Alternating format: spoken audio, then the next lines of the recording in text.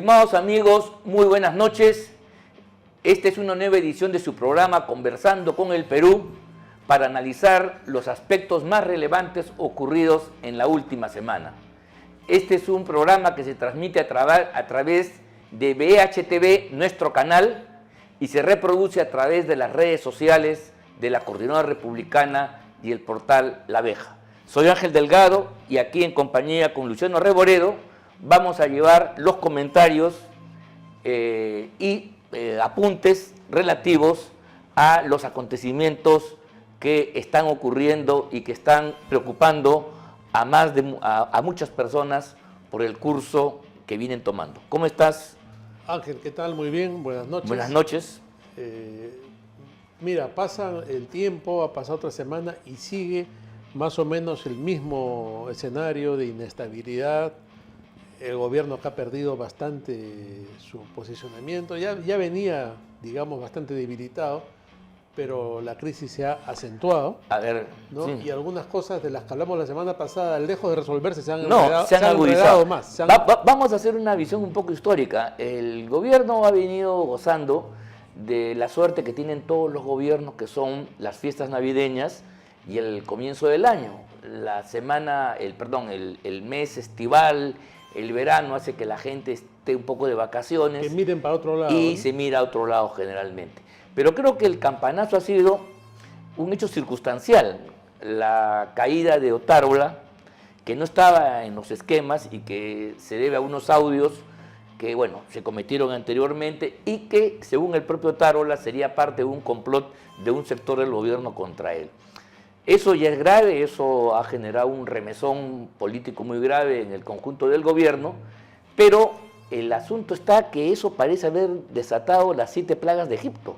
El gobierno se ha debilitado de una manera tremenda y ha entrado en un estado de desorientación, ¿no? Como que no saben a dónde ir ni qué hacer.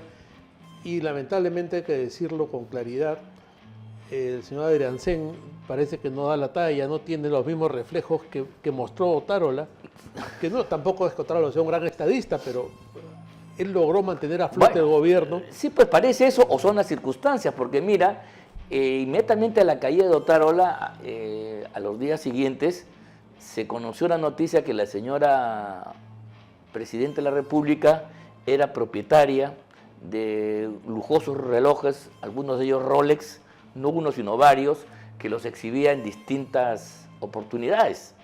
Sí. Y que esto llamó la atención de la prensa y entonces generó varias preguntas. ¿De dónde es eso?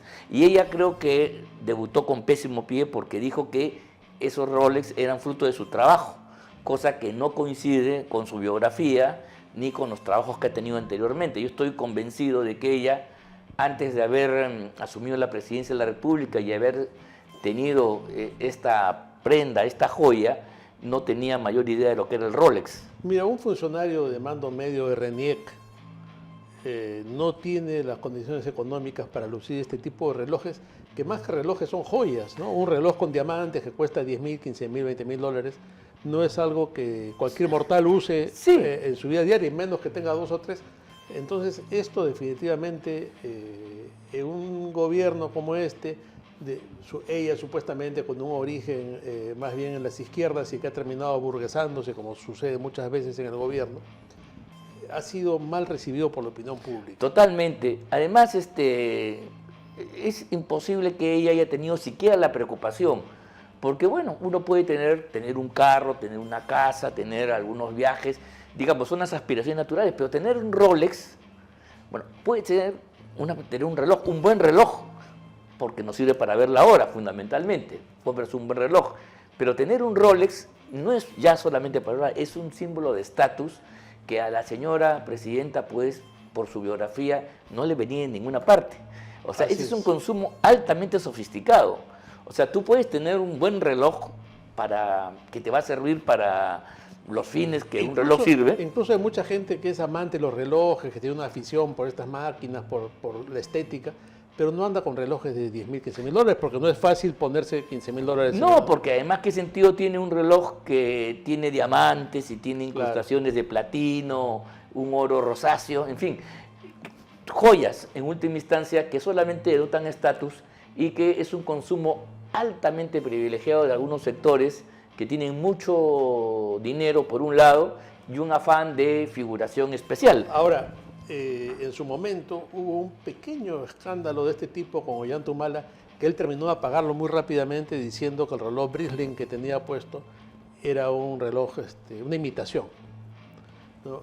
Y la señora Boluarte no ha podido decir eso porque aparentemente no es una imitación. Y la parte divertida, por llamarlo de alguna manera, de esto, pintoresca, es una entrevista en que ha salido Jania Pérez de Cuéllar diciendo que en su momento ella en un viaje por China se compró una imitación de Rolex, ¿no? Lo cual además queda muy mal porque en ese momento ella era representante de Indecopi, que persigue las falsificaciones y las cosas estas llamadas Bamba en el Perú. Y otra cosa que dijo Jania Pérez de Cuéllar en esta entrevista es que dejó entre líneas, no lo dijo directamente, pero dijo que era muy sintomático, muy raro y una gran coincidencia que justo a la salida de Otárola haya pasado esto, dando a entender que Otárola podría tener que ver algo con esto, podría ser dándole el vuelto a Dina y al hermano de Dina, al hermano que ha estado en la conspiración sin duda de su caída. Podría ser, podría ser. Pero claro, como todo esto no ha merecido respuesta oficial del gobierno, nos movemos en el plano de las hipótesis. Y dentro de las hipótesis, la situación de la presidenta se ha agravado, porque este domingo el diario El Decano de la Prensa Nacional, El Comercio, saca que tendrá un desbalance patrimonial de más de 1 millón de soles, ¿no? Que también es inusual en las cuentas de ella, que durante el tiempo que ha estado al frente del Club Social Apurímac, tenía cuentas mancomunadas que eran a título personal, no a nombre de la institución. Porque cuando uno maneja, en fin, el dinero de una entidad, las cuentas están pues ella es representante, pero están a dicho nombre. Además tendría ya que haber devuelto ese dinero si es que hubiera sido de la institución, ¿no? Porque no sé, y luego se compra un carro de $5.000, pero lo hace al contado, no lo financia, mira tú.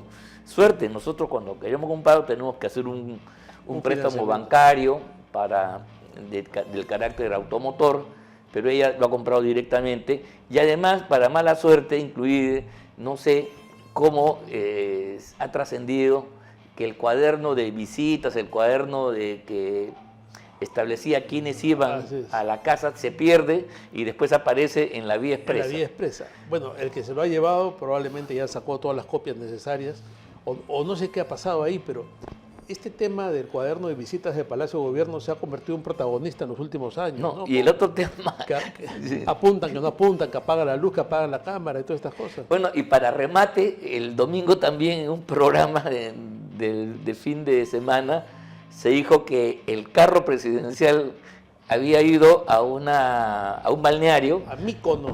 Bueno, pero balneario en el cual se supone había estado Cerrón semanas atrás. Te voy a comentar algo sobre eso, Ángel. Por una coincidencia, ese fin de semana yo estuve en uno de esos balnearios, en uno de esos condominios en Asia, y había policías por todas partes y todos los autos que pasaban los detenían. Y yo llegué sospechoso, era inusual. Yo pasé con mi familia, nos paró la policía, nos pidieron abrir la maletera, ¿no? Y era evidente que estaban buscando a alguien, ¿no? Con decirte que en la entrada de estas playas había 70, 80 policías en cada punto. Paraban todos los carros, ¿no? Y después nos enteramos que estaban buscándolo a Cerrón, que habría estado en un condominio que se llama Míconos. ¿Ya? Incluso ya de curiosidad fuimos a caminar por ahí para mirar, pero no, obviamente no vimos nada. Entonces llama la atención qué tiene que hacer el carro de Palacio de Gobierno ahí, en un operativo tan evidente y tan grande.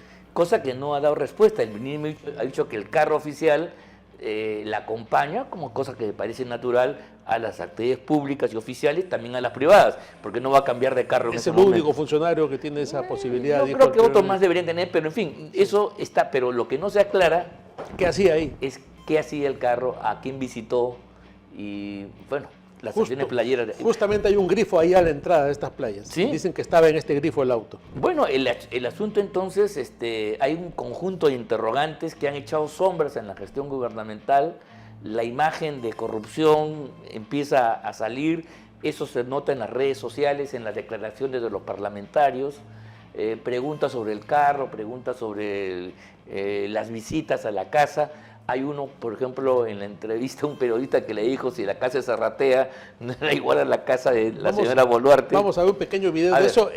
Creo que en el siguiente bloque, ya nos tenemos que ir a la pausa. Sí, vamos a la pausa para continuar con este análisis, que lo que está mostrando es la descomposición acelerada del gobierno de la señora Boluarte, que para muchos incluso lleva a pensar que de repente no puede terminar el cronograma oficial establecido de su permanencia en el gobierno.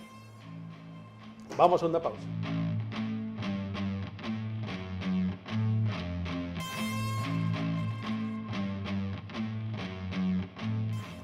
Muy bien, estamos de regreso y Ángel, tal como habíamos comentado, tenemos un par de extractos de la presentación del primer ministro. Vamos a ver primero en el que en realidad pisa el palito y se exalta un poco cuando le hacen esta referencia a Zarratea relacionada con la casa de Dina Boluarte. Vamos con el video, por favor.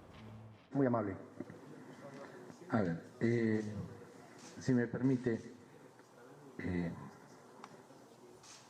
de la manera más respetuosa, me parece inaceptable que nos comparen con el gobierno golpista anterior y, en segundo lugar, que se pueda hacer una asociación de los ilícitos que todos sabemos se producían en la casa de Zarratea con los que con las acciones normales y familiares que se pueden realizar en los domicilios de la presidenta, del que hablo, de los ministros.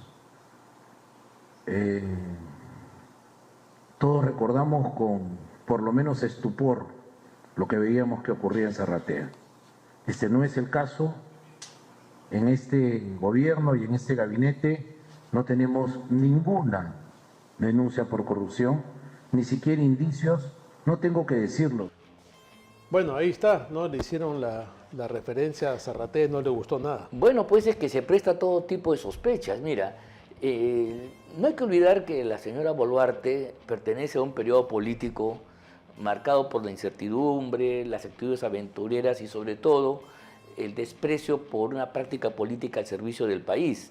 El gobierno de Castilla, donde ella participó casi el 97% del tiempo que el señor Castillo estuvo al mando de la jefatura del país, fue un desastre y ocurrieron todo este tipo de cosas y la gente no ha olvidado. Y ella nunca tomó distancia, jamás. Nunca tomó distancia, consintió con todo ello y en consecuencia que ahora el periodista que pregunta haga una analogía con Zarratea no debería sorprender ni molestar al primer ministro, que por cierto él no es responsable, porque estamos hablando de cosas que han ocurrido anteriormente. Yo sé que tiene que sacar pecho en este momento, pero aparece totalmente fuera de lugar, sin peso, y apenas ni siquiera va a poder presentar un plan de gobierno porque está a la defensiva y ya tiene 6, 7 blancos o interrogantes y sospechas que responder. Así es, ¿no? Y justamente todas estas debilidades del gobierno son las que generan el ruido político del cual él se queja, ¿no? Porque él dice, hay ruido político, hay que evitarlo. Vamos a ver ¿Quién ha provocado el ruido político? Claro, vamos a ver otro fragmento del primer ministro en que justamente habla de ese tema del ruido político, ¿no? Uno de los pilares con los cuales este Consejo de Ministros va a desarrollar sus actividades próximamente. El día 3 de abril vamos a presentarnos en el Congreso para el acto de investidura y solicitar el voto de confianza. En esa oportunidad vamos a explicar la política general del gobierno, que, como he dicho ya en repetidas ocasiones, tiene 2 ejes fundamentales. Primero, el crecimiento económico y, en segundo lugar, la seguridad ciudadana. No obstante, este ruido al que me he referido complica precisamente este camino hacia el crecimiento económico que viene impulsando desde nuestro Ministerio de Economía y Finanzas el ministro José Arista. Por ello, estimamos pertinente que la noche de ayer se produzca este pronunciamiento que no hace sino contener el reflejo de la preocupación que al respecto tiene este presidente del Consejo de Ministros y cuando no el gabinete. Hoy día me acompañan para tratar ¿no? Al que le hace alusión. Está bien, ruido político, pero provocado por ellos mismos. Si habláramos de fútbol, son autogoles, Claro. ni siquiera goles de la oposición. En este caso, el Parlamento ni se ha movido, ningún medio de comunicación digamos, ha puesto. Son hechos que todos ellos son explicables por la señora presidenta: el tema de los Rolex, el tema de sus cuentas, el tema de haber comprado un carro y el haberse ido a la playa donde curiosamente estaba Cerrón. Sí, pues. Entonces, todas esas cosas, pues, ¿quién las ha provocado? Ella misma y el gobierno. Y entonces, pues, sí, ruido político, pero provocado por ellos mismos. Un autorruido que efectivamente hace precaria, muy precaria, la situación gubernamental. Y habla del crecimiento económico y de la seguridad ciudadana. Cosas que son ausencias absolutas. Totalmente, ¿no? Porque si va a haber algún crecimiento, el año pasado estuvimos casi Negativo. casi en cero, ¿no? Fue negativo, Fue negativo. unos puntos negativos. Y este año de repente va a haber un pequeño rebote porque ya más no puede bajar, ¿no? Entonces, Pero como todos los economistas va a ser insuficiente, o sea, no recupera lo perdido. así es. O sea, seguimos en una tendencia recesiva. O sea, no hay crecimiento y tampoco hay seguridad, por Dios. Así es, la seguridad como objetivo del gobierno es un objetivo muy lejano porque no se ve. El ministro del Interior, que es cuestionado por todo el mundo, sigue ahí de una manera Sí, terca. terca y rara, ¿no? Porque hay que ponerse en la situación de Dina Boluarte. Si quiere hacer un buen gobierno, si quiere mejorar su percepción de la población, la percepción que tiene la población de su gobierno, pues es evidente que nadie está satisfecho con ese ministro. No, El señor hay está en unanimidad. ¿no? Entonces, y lo mantiene ahí. Ya ha habido una ocasión importante en que lo pudo cambiar cuando hubo el cambio de primer ministro. Pero por supuesto, y no se ha hecho, no se quiere que el Congreso lo censure previamente. En fin, mira, las fechas se van a coincidir. No sé, va a acompañar al primer ministro a la presentación del nuevo plan de gobierno, que por cierto no tiene nada de nuevo, Así es. porque repito, no hay crecimiento y tampoco hay seguridad. Esa es una de las conclusiones Que que son sus tenemos que puntos sacar. fuertes, según dice. Y mira, y eso lo está diciendo no solamente la oposición, sino esta organización de los gobiernos regionales, esta directiva que agrupa a los gobiernos regionales y está firmado por 18 presidentes o gobernadores regionales, está haciendo una crítica muy dura al gobierno, como no había sucedido antes. Yo quiero que recuerdes, Luciano, Sí. que incluso en los peores tiempos de Castillo, cuando todo estaba, Castillo se apoyaba en las reuniones, en los consejos descentralizados. Convocaba a los gobiernos regionales en Palacio. Y ¿te eran acuerdas? más o menos, y hacía estos eventos, ¿no?, del GORE, de los gobiernos regionales, etcétera, y esos eran su sustento. A cambio, por supuesto, de prebendas, de algunos proyectos, algunas obras quizás. Pero en este caso, y este golpe lo ha acusado el primer ministro, que dice que se sorprende, rechaza, pero rechaza una posición crítica, porque tampoco el comunicado dice más de que le preocupan los actos de corrupción, le preocupan los actos de desgobierno y la falta de atención a los graves problemas del país.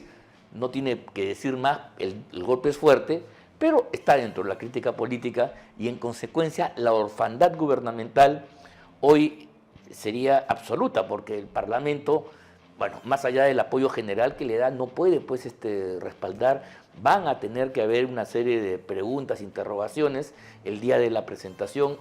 Estos son los ejes sobre los cuales va a girar. Ya está incoada la investigación, la indagación preliminar en la Fiscalía por el tema de los Rolex. Probablemente se abra otra por el tema del desbalance patrimonial. Así es. Y otras cosas más que ha sido detectada por la Unidad de Inteligencia Financiera. Entonces, la situación de este gobierno no puede ser peor, creo yo. Es muy precaria, no tiene está pegada con babas, como se dice vulgarmente, y cada vez la situación se va complicando más por la propia torpeza de quienes deberían solucionar esto, que son ellos mismos, y dar una explicación de la situación, y si no la pueden dar, la cosa se va a seguir complicando más. Ahora bien, coincidentemente sí, es a partir de la caída de Otárola. Sale Otárola del gabinete y se produce un terremoto que todavía no termina de estabilizarse. Claro, lo que insinuó Jania Pérez de Cuellar, ¿no?, que podría ser el vuelto que le está dando Otárola al hermano de la presidente. Bueno, entonces esto significa, si fuera así, parcialmente incluso si fuera así, estamos ante una descomposición por adentro. O sea, aquí el gobierno no necesita ya de la oposición externa, Así es. ¿no? Ni de la crítica de la prensa, sino son los elementos internos que estarían haciendo que salgan a luz una serie de cosas, como el tema de los Rolex, por ejemplo. Una implosión. Una implosión que va desintegrando y que va haciendo que, como la lepra, ¿no? Esta enfermedad terrible empiece a descomponerse el cuerpo gubernamental. En ese caso, si esta es la situación, Ángel, yo ya lo veo casi, no quiero sonar pues extremista ni fatalista, como Apocalíptico. Algo apocalíptico, irreversible. Porque Sí. yo no veo cómo pueden darle vuelta a esta situación que cada día va calando más en la opinión pública y complicándose más, ¿no? Este tema del millón de soles, el tema de los roles, el tema del carro, lo de la casa, la visita a las playas del sur en el carro presidencial, ¿no? Que al principio muchos, me incluyo tal vez, lo hemos querido minimizar y decir, bueno, es algo que pasa, pero no, ya se va complicando más, ¿no? No, o sea, son demasiadas cosas en tan poco tiempo. Claro, cuando fue el reloj, bueno, de repente lo ha tenido, qué sé yo, la gente trató al principio de no hacer mucho la lío, primera pregunta era, no vamos a hacer de esto una caída del gobierno, pero se suma a otras cosas más, y el gobierno además con torpeza no responde correctamente. Claro, muchos decían, Ángel, yo recuerdo en las redes sociales, claro, se preocupan por un reloj, pero no por el departamento de Siri Bazán o por el auto de José Domingo Pérez, que es otro caso raro, ¿no? Tiene un vehículo de $70.000. Sí, pues, ¿no? Mira tú, aquí lo que se pone en cuestión es la pregunta si es que este gobierno que se ha propuesto llegar hasta el año 2026 y entregar la banda presidencial en julio de ese año, va a poder hacerlo.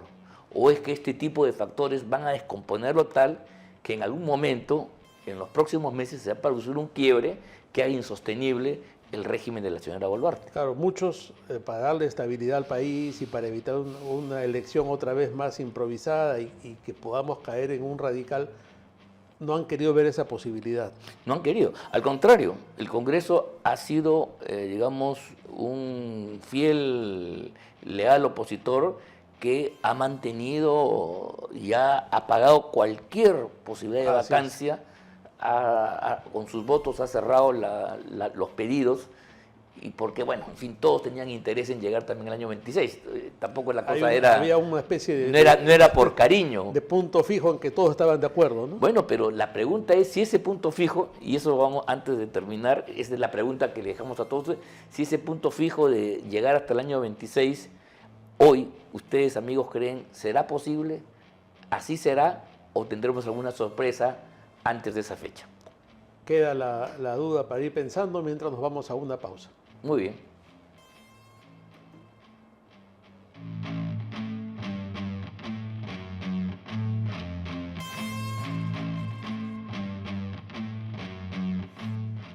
Muy bien, y para terminar de redondear un poco lo que hemos estado conversando, Ángel, hay encuestas, unas encuestas que han sido realizadas la semana pasada, hechas públicas el día de ayer, domingo, y que tienen que ver con la aprobación, desaprobación del Congreso, de Dina Boluarte, y también el interés o desinterés o el desencanto de los peruanos por la política. Vamos a ver unos cuadros y podemos ir comentando. Ajá. Podemos comenzar tal vez por la aprobación y desaprobación presidencial, si lo tienen. Ahí está. ¿No? El 86% de los encuestados desaprueba a Dina Boluarte y su aprobación se mantiene en un 8%. Sí, que ¿no? es un dígito, pues. Un dígito. Que eran los tiempos terribles de Toledo. Toledo Llegó a 7. Cuando llegó un líder, sí, por ahí están, pues. ¿No? Pero y, mira, se decía que eso era inviable, ¿ah?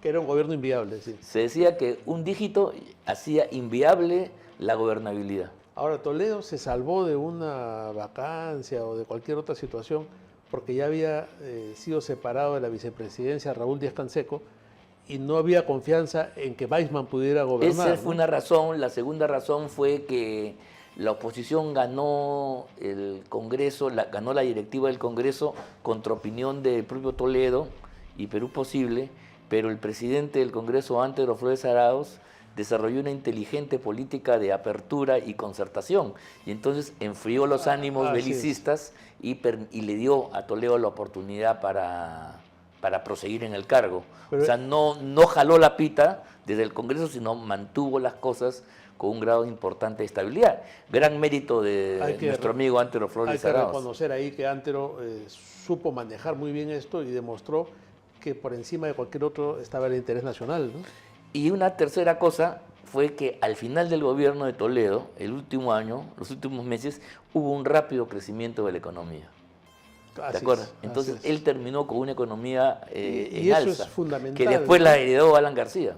Que Dina Boluarte no puede decir lo mismo. Justo hablábamos del tema económico antes. Ese tema no creo que lo pueda lograr la señora. Ahora mira el cuadro, prácticamente todo su gobierno se ha mantenido en esa situación, ¿no? Comienza con un 76 de desaprobación y ahora, bueno, ya está en 8% apenas de aprobación. Bueno, ahí la línea nos demuestra que ha venido siempre una aprobación casi subterránea, ¿no? Sí, pero haciendo eco de que esto no es viable, si se mantiene es porque las fuerzas políticas han decidido tolerar la cosa. O sea, no hay espacio para una actitud o visión radical que quiera forzar y producir un desenlace. Sí, bueno, y curiosamente, porque el Perú siempre es así de extraño, Ángel, quienes votaron por la fórmula que la llevó a ella a la vicepresidencia y luego consecuentemente a ser presidente de la República, son quienes están más radicalmente en contra y que pretenden más bien una vacancia, y la sostiene el otro lado, ¿no? El lado del centro, hacia la derecha. Los que se opusieron al gobierno de Castillo Boluarte, ahora definen a Boluarte sin Castillo. Y quieren, en aras de una estabilidad y de mantener la República tranquila, sin ya más sobresaltos ni vacancias, ellos son los que la sostienen. Pero incluso la gente de Perú Libre, que son los beligerantes, es a medias, es en el discurso, porque ellos participan en la mesa directiva dentro de un acuerdo que logró Nano Guerra con justamente Alberto Otárola. Sí, entonces es una oposición, sí, pero de palabra, pero que no llega a los hechos en ningún momento. Esa oposición, esa indignación o esa desaprobación se da más en las calles que en el ámbito político, porque los protagonistas de lo que podría ser cualquier situación adversa para el gobierno también ven su propia estabilidad en riesgo. Sí, esa es la verdad. O sea que piensan de que tumbarse a la señora Boluarte es precipitar un proceso que terminaría ellos viéndose obligados a recortar el cronograma electoral, adelantar el cronograma electoral y recortar su mandato. Que es lo que nadie quiere. Entonces prefieren un entente cordial, claro, una coexistencia pacífica, aunque sea guerra fría, no importa, pero con coexistencia, claro, te das cuenta que no se hagan daño. Pero yo no sé, pues ahora la pregunta es si estas cosas que estamos viendo van a poner a prueba esa coexistencia y esa guerra fría. ¿Hasta cuándo va a resistir esto? ¿Hasta cuándo se va a sostener este ambiente precario, pero que gracias a Otárola ha tenido una duración de más de un año, ¿no? Así es. Bueno, y el Congreso tampoco las tiene muy buenas en cuanto a lo Esa que es la otra... su aprobación. Vamos a ver el cuadro, ahí está, ¿no? Un mayoritario 92% desaprueba la gestión del Congreso, 92%, ¿no? Y apenas es aprobado por el 6%. Sí, pues ahí está. ¿No? Esa es una de las cosas que puede ufanarse la señora Boluarte, que le gane en popularidad al Congreso de la República. En 2 puntos, ¿no? Bueno, porque también el Congreso ha jugado todas las fichas para ser desaprobado, ¿no? Sí. El desastre que tenemos. A pesar que, como una vez reconocimos en nuestro programa, recuerdas tú, este Congreso ha hecho cosas importantes, pero en medio de los mochazuelos, los errores y todo lo demás, se pierde. Es que es como si hubiera 2 congresos. Sí. ¿No? Una parte de lumpen político, deplorable, impresentable, y otro pequeño sector que es el que ha logrado los acuerdos, el que ha logrado salvarnos de la constituyente que Pedro Castillo promovía, el que ha vacado a Pedro Castillo. El que votó por el el que reconstituyó el Tribunal Constitucional. Así es. El que recuperó la autonomía universitaria. Y ahora yo creo que es el que ha conseguido una victoria republicana, que es restablecer el régimen bicameral del Congreso que nunca debió perderse. Claro, todo esto va como por cuerdas separadas, ¿no? Por un lado está toda esta parte terrible, deplorable de un Congreso lleno de corruptos y de mediocres, y por otro lado estos que no son poca cosa, ¿no? Estos logros que hay que reconocer, pero que los maneja una minoría dentro del Congreso y los demás sirven. No, y además que la gente, solamente los sectores iniciados, reconocemos, los que estamos un poco en la política, pero para el gran público no distingue y prima más el mochasueldo, el corrupto, el que viola a su secretaria en el despacho congresal, que digamos cualquier cosa positiva que objetivamente se puede haber realizado. Y en torno a eso también una suerte de complicidad, una comisión de ética que no funciona adecuadamente. Sí, pues hay la sensación de... Y un Congreso que ha terminado blindando a todos estos sinvergüenzas, sí, ¿no? Sí. Salvo que en estos días... No, porque la misma correlación hace que no den, pues, además mira, cuando tú tienes... Si tú tienes uno o dos mochasueldos, es fácil que le caigan, ¿no? Todas las fuerzas se unen y lo espectoran, como pasó con Techo en congresos pasados. Claro. Pero si tú tienes un 12, 14, 15, creo que 16 mochasueldos, una bancada es más que una bancada, sí. Es una bancada grande. Entonces una bancada pues tiene poder, porque tú para sacar cualquier proyecto tienes que contar con la opinión de ellos. Así es. Y se acabó el problema. Porque tú recordarás que Urtecho, que era un hombre además discapacitado, se fue preso. Creo que sigue preso. Sí, sigue preso. O sea, el Congreso lo desaforó, lo puso en manos del Poder Judicial, Ministerio Público, y después de algunos años ha sido condenado a una... Él y la esposa, claro. Sí, ¿no? Una cosa terrible, pero en fin, eso ha pasado. Eso puede ser ejemplo. Pero claro, si tú tienes 18... 18 pues decide el curso de una votación y es demasiado importante. Eso es el tema, ¿no? Tenemos otro cuadro, Ángel, que es la aprobación, la simpatía que despiertan algunos líderes políticos. Ese no es. Ese es de la Junta Nacional de Justicia. Ese es de la Junta Nacional de Justicia. Claro, ese es un asunto que es menos entendible, te das cuenta, porque ese es de funcionamiento interno. Y depende mucho de los medios y las campañas que se dan afuera, claro. Y es un asunto esotérico para la mayoría de peruanos que están pensando en la inseguridad y en la crisis económica. Sí, no, claro, eso como tú lo has definido muy bien. Ahí está, simpatía de algunos líderes políticos, ¿no? Entonces, la simpatía a 4, Keiko cuenta con mayor simpatía, 20%, en comparación con el resto de líderes políticos consultados, ¿no? Rafael López Aliaga, acá lo tenemos, tiene un 16% de simpatía, Antauro Humala 12%, César Acuña 12%, ¿no? Y la negación, es decir, con quien no simpatiza también son altos, ¿no? Porque si bien Keiko tiene un 20%, tiene un 72% de gente que no simpatiza con ella. Sí. López Aliaga un 60, 73 Antauro Humala y 74 César Acuña. Esto, Ángel, revela una fragilidad. No, claro, muy y grave. Con esos niveles de rechazo es imposible que se genere un liderazgo, porque el porcentaje de positivo no le da lo suficiente para poder vencer la resistencia. Entonces basta que se unan cualquiera, Perico Los Palotes, ¿no? Compite con uno de ellos y le va a ganar siempre aprovechando el alto rechazo porque que existe. Tienen un techo muy bajo, ¿no? Porque, claro, su aprobación es insuficiente frente al rechazo que tiene. O sea, es una verdad decir que no hay liderazgo hoy en el Perú, no hay liderazgo indiscutido, digamos así, no hay personajes que merezcan un grado de confianza de sectores de la población. Ahora, si tú ves, si ellos 4 están en esa situación, ¿qué posibilidad tienen de revertir esto, ¿no? Acuña difícilmente, Antauro Humala yo pienso que va a haber que cerrar fila frente a este hombre que es un peligro, un demente, ¿no? Keiko Fujimori difícilmente va a remontar eso. Tal vez López Aliaga, si hace las obras que anuncia... Tiene que salir del tema municipal primero, claro, airoso. Tiene una prueba de fuego. Hacer todos estos puentes y obras que ha anunciado con los 1.500 millones que tiene a raíz de los bonos, y tal vez podría... Sí, todavía tiene 2 años y medio, ¿no? O 2 años por lo menos. Salir airoso, como tú dices. Sí, eso depende mucho de la gestión que haga, ¿no? Y ahí hay un último cuadro, antes de irnos a la pausa, del interés en la política que tiene relación con el anterior, ¿no?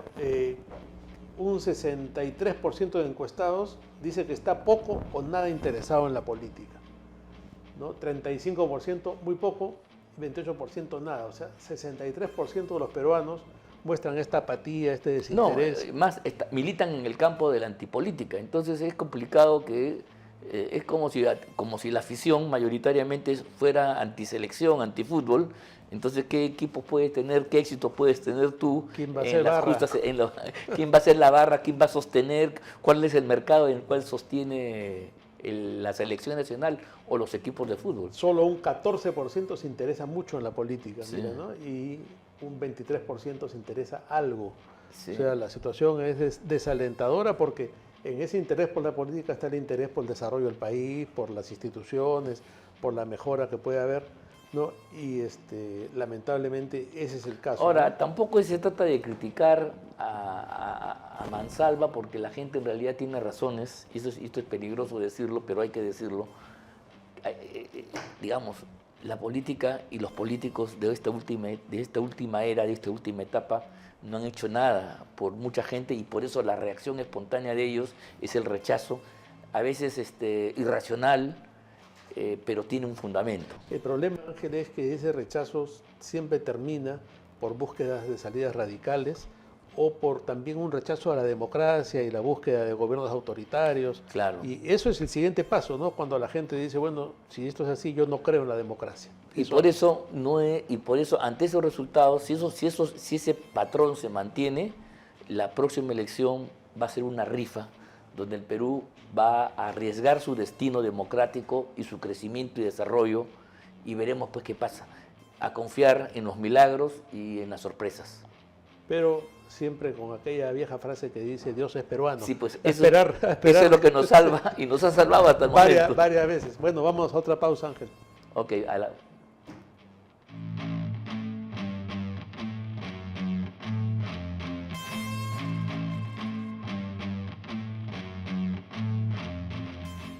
Bien, estimados amigos, otra noticia importante de la semana y que ha causado sorpresa, pesar para algunos, algarabía para otros, ha sido esta decisión de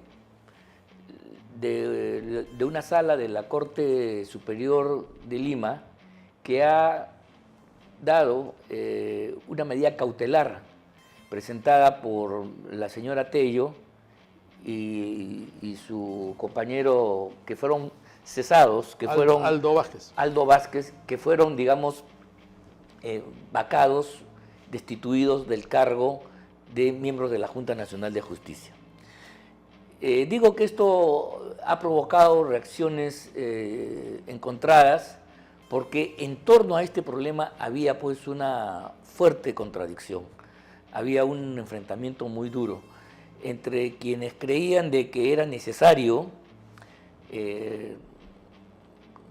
reformular y cambiar a determinados miembros de la Junta, a todos incluso, por la Comisión de Infracciones Constitucionales, y abrir el paso a un proceso inicial todavía de reforma del sistema de justicia en el Perú, que a juicio de muchos está secuestrado por determinadas posiciones y que ha hecho de la justicia no la dación de soluciones imparciales como debería ser, sino por el contrario, medidas que juegan a favor de unos contra otros. Una justicia con estas características, estimados amigos, no es justicia y simplemente tiene que merecer rechazo, porque es más o menos como si en un partido de fútbol el arbitraje, los jueces de línea, el VAR y compañía estuvieran sesgados. El espectáculo simplemente desaparece y se va al diablo, y es importante pues para que exista el funcionamiento democrático que la institución encargada de cautelar el proceso de aplicar la ley a situaciones concretas y administrar justicia sea pues legítima e imparcial, cosa que evidentemente no lo es. Y esta decisión obviamente demuestra esta tendencia que ya viene de años atrás, donde los actores que operan en la justicia juegan sus partidos políticos aparte en detrimento de las funciones. El Poder Judicial en este caso, mi querido Luis, no tenía por qué participar. Esta es una decisión política es el juicio político que está establecido en la Constitución que le corresponda contra altos funcionarios. Este no es un proceso contra Juan Pérez, ni Perico, no es contra nosotros, no es contra ustedes, amigos que nos están escuchando. Así es. Es solamente contra los altos funcionarios que concentran gran poder y entonces cuando no cumplen los mandatos constitucionales o tienen problemas de función, delitos de función, opera este sistema que está en todas partes del mundo, que se llama impeachment, que juicio político en otras realidades, y es el Congreso el que le quita la confianza en última instancia y los destituye. No tiene otra consecuencia más, también lo inhabilita, o sea, no tiene consecuencias penales, no implica el embargo de sus propiedades ni nada por el estilo, simplemente le quita el cargo que en un momento se tuvo. ¿De acuerdo? Entonces, esto no es justiciable. Sin embargo, el pensamiento caviar y la lógica caviar ha hecho que este tipo de decisiones sean cuestionadas en sede judicial.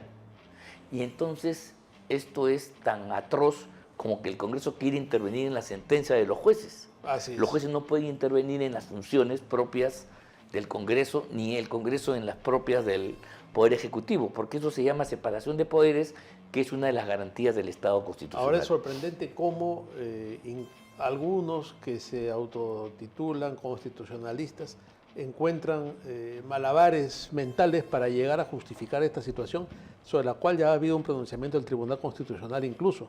Sí, pues. ¿No? Y entonces, esto, Ángel, lo que hace es debilitar aún más las instituciones, ¿no? Porque si tenemos un Parlamento que, aparte de la desaprobación que tiene y todo lo que hemos estado comentando y la situación en que vive, va a estar sujeto a las ratificaciones, decisiones y rectificaciones que le puede hacer el Poder Judicial, y escuchas que el abogado que ha hecho esta causa y que ha defendido a los dos defenestrados de la Junta Nacional de Justicia dice, bueno, ellos vuelven y esto va a demorar un par de años por lo menos mientras se resuelve la apelación, ¿no? Sí, entonces, pues. Hay un poco de sinvergüencería detrás de esto. Claro, ¿no? porque es una medida cautelar, ni siquiera se han pronunciado sobre el fondo, porque no tienen cómo pronunciarse sobre el fondo. O sea, la medida cautelar es una decisión que opera en el medio judicial y que tiene como objeto preservar que la cosa, objeto de litigio, no desaparezca. Cuando, por ejemplo, se da una medida cautelar de no innovar, es para que, por ejemplo, una propiedad en disputa no sea vendida y al cabo, se protege este bien cuando termina el juicio, claro. Entonces de esa manera se puede resolver sobre el tema, porque de repente, si no fuera así, esa casa ya se vendió, se destruyó y desapareció. Claro, ese es el objeto de medida cautelar. Aquí, ¿cuál es el sentido? Que estén en el cargo, es burlarse de lo que el Congreso ha hecho y hacer tabula rasa de una competencia que es propia del Congreso de la República y que está establecida con todas sus letras en la Carta Constitucional. A algunos no le pueden parecer, pero además, más o menos esto fue lo que sucedió en el año 2018 y 2019, cuando el lagarto Vizcarra, recuerda tú, presentó un proyecto de ley para eliminar el Consejo Nacional de la Magistratura y crear justamente la Junta Nacional de Justicia. Así es. Esa es una actuación política. Aún, o sea, en ese un tema, Congreso que Vizcarra tenía arrinconado y que hacía todo lo que él el proceso penal todavía sigue. Inclusive, por cierto, paréntesis, lo han metido ahí a Salas Arenas. Así es. Salas Arenas está comprendido y va a ser enjuiciado no por su función como presidente del Jurado Nacional de Elecciones, no porque hizo fraude o no porque permitió que el partido de Antauro se inscriba o no, esos temas no están presentes, sino porque el vocal, el presidente de la Corte del Callao, Ríos, ¿no?, lo ha comprometido y señala que los actos criminales lo habría hecho con el señor lo han Arenas. involucrado en los cuellos blancos. Está metido en los cuellos blancos y eso es un asunto fuera de la política, por si acaso. Eso sale del propio expediente y de las propias declaraciones que está haciendo el señor Ríos, que es el principal procesado en los cuellos blancos, ¿no? Así es. Bueno, ahí se abre una caja de Pandora y no sabemos en qué va a terminar. Y por el lado menos pensado, Salas Arenas, al que tanto muchos lo querían también fuera de su competencia en elecciones, se ha visto de un momento a otro en una situación muy Sí, complicada. bueno, eso vamos a ver qué pasa, eso sigue su curso aparte, pero lo que hay que decir un poco a modo de conclusión es que los aparatos encargados de impartir justicia en el Perú se están destruyendo, porque ya el Congreso ha planteado que este tema lo ve el Tribunal Constitucional, el cual probablemente le diga no. Entonces, la descomposición es como si los partidos se definieran en la mesa de arbitraje y no en la cancha. Entonces, esto es una cosa atroz para la democracia, Sí, claro. porque no permite justamente que funcione una institución que debe ser imparcial.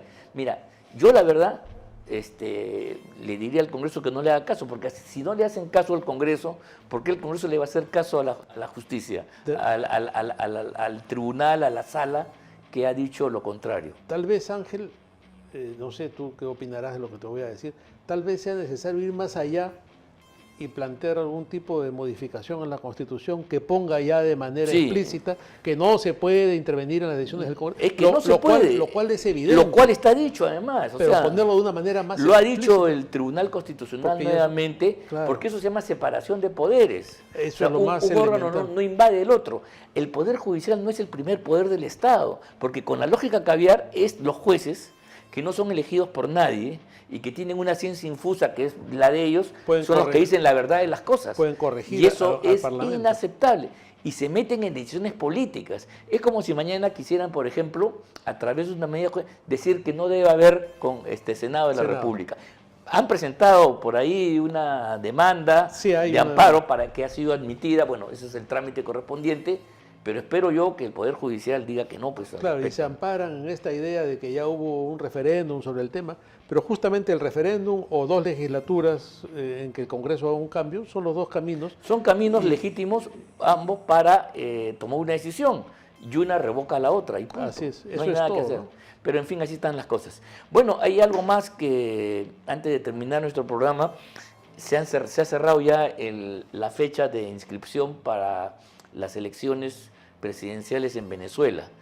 Venezuela siempre es una preocupación para nosotros como país hermano, porque el curso democrático o no en dicho país de alguna manera infiere, tiene relación con nosotros. Y tiene una consecuencia tremenda por las migraciones y cómo desestabiliza a otros países esta situación de Venezuela, ¿no? Y lo que ha sucedido es que habiendo inhabilitado por 15 años a María Corina Machado, ella ha propuesto a través de esta alianza de partidos que hay ahí de oposición lanzar a otra candidata en su reemplazo, que es Corina Lloris. Que tiene el nombre de Corina. Otra Corina. Van a jugar a lo Corina, supongo. Es interesante eso. Y tenemos un pequeño video de un sacerdote católico que aprovecha el púlpito, el sermón, para hacer una referencia a esta situación. Vamos a verlo y así terminamos nuestro programa de hoy. Tendría que hacerlo por deber ciudadano. El señor obispo nos dijo, no hablemos mucho política. No es hablar de política. Conocemos nosotros los que estudiamos en el seminario o en la UCAP a la señora Lloris, una persona recta, una persona que realmente tiene buenos valores, pero sobre todo cristiana, humilde y misericordiosa. Humilde y misericordiosa. Ahí está Satanás, una de las primeras personas. Ahí dice Satanás a Maduro, ¿no? Sí. Bueno, ese es el estilo. Pues bueno, lo que pasa es que como se han cerrado los foros democráticos, te das cuenta, hay que usar el púlpito para expresar una posición independiente. Claro. Ahora, que no lo provoquen mucho Maduro porque vaya a seguir el ejemplo de Nicaragua y ahí sí se acabó el asunto, ¿no? En Nicaragua hay una persecución a la iglesia terrible. Bueno, y la señora Lloris tiene 80 años, pero tiene el nombre de Corina Machado, que fue elegida en un plebiscito, en un referéndum, ¿no? En una consulta popular que hicieron los partidos de la oposición, pero el gobierno, de modo autoritario, vetó esta candidatura, que era ganadora de lejos. Eso es lo que se esperaba, pero bueno, vamos a ver qué sucede con Corina 2. Muy bien, nos tenemos que despedir. Sí. Ángel. Bueno, llegamos al final de nuestro programa. Espero que haya sido del agrado de todos ustedes. Nuestro agradecimiento por seguirnos todos los lunes a partir de las 7 de la noche. Y nos veremos la próxima semana, el próximo lunes, a la misma hora, para seguir comentando los aspectos más relevantes ocurridos en esta semana. Nuestro agradecimiento a BHTV, nuestro canal, y a las redes sociales de la Coordinadora Republicana y el portal La Abeja. Buenas noches y hasta la próxima semana. Buenas noches, nos vemos el próximo lunes.